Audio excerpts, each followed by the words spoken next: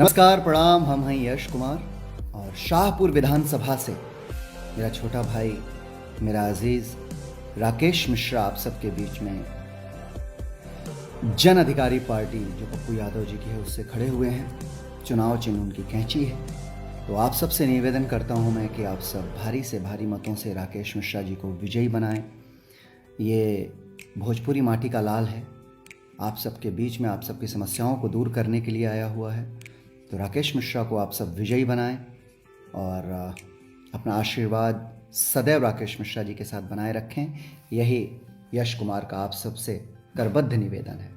Thank you.